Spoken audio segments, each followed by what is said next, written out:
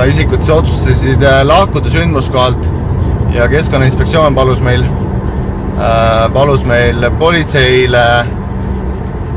politseil siis kinni pidada.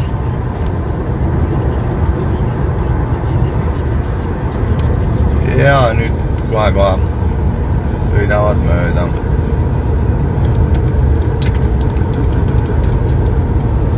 Nii. Ja nüüd tuleb.